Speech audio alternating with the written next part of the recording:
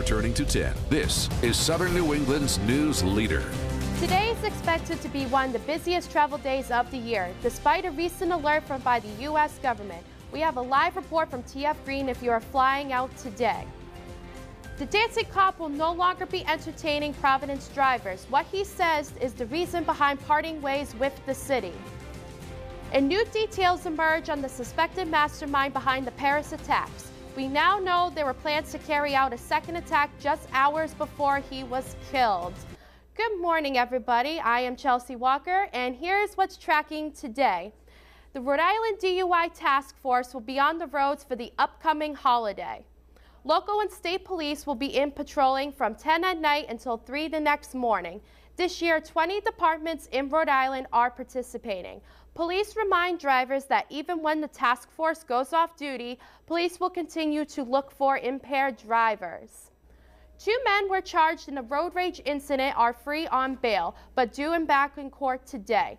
Justin Smith and Yomar Romero are accused of pointing a gun at another driver while on Route I-95 back in October.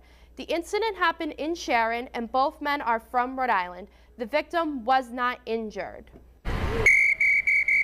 Providence's dancing cop is speaking out. He's been told his dancing days in the city are over.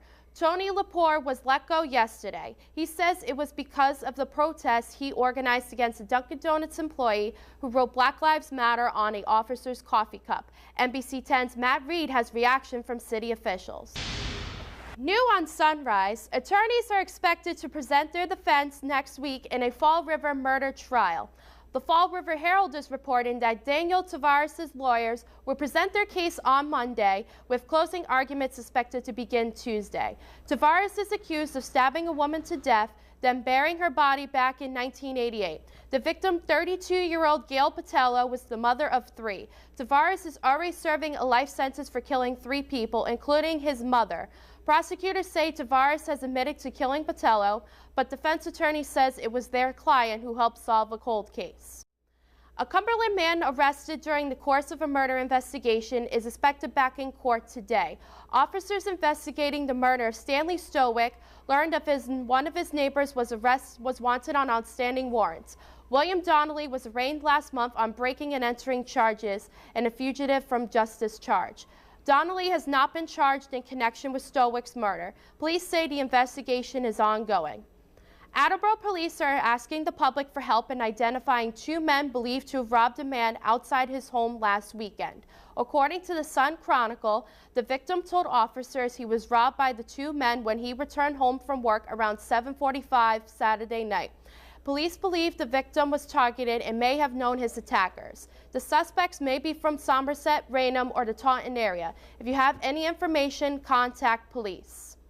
Today, friends and family are expected to unveil a memorial built for a murder victim. John Fiore was killed back on December 30th of 2014. The memorial will be near the main entrance of Lincoln Woods. Fiore worked for DEM for more than 27 years. His body was found in a Cranston apartment, and an arrest in the case was shortly made after. A vigil is scheduled tonight for the New Bedford man who was struck and killed this weekend. Crescencio Gonzalez was hit along Route 18 early Sunday morning. Gonzalez moved to the United States from Guatemala several years ago. New Bedford police are still searching for the vehicle and suspects involved in the hit and run.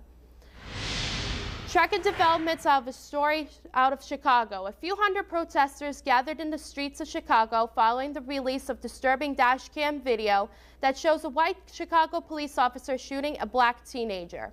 One person was detained, causing some tensions between officers and protesters, but for the most part, things remained calm. The video from the incident in October of 2014 shows a 17-year-old Laquan McDonald being shot 16 times by Officer Jason Van Dyke. Yesterday, Van Dyke was charged with murder and denied bond. Van Dyke said he feared for his life. To Paris now, where officials say the deceased mastermind in the terror attacks had planned more violence. Authorities say Abdulhamid Al-Wadoud was planning another suicide bombing, this time in Paris's business district. The attack was foiled when he died in a police raid just hours earlier. At the same time, Belgian officials had issued a new international arrest warrant for Mohamed Al-Brini. He was seen in the attacks in the car with suspect Salah Abdeslam, who was also on the run. Yesterday, President Obama met with French President Francois Hollande, where the two pledged to boost the coalition against ISIS.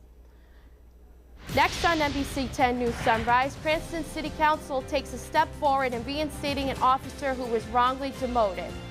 New developments this morning in the 38 Studios investigation as the state rejects settlement offers by several remaining defendants. Closed captioning on NBC 10 is brought to you by Cardi's Furniture. Nairobi presents made in the USA sofas, love seats, and recliners from Lazy Boy.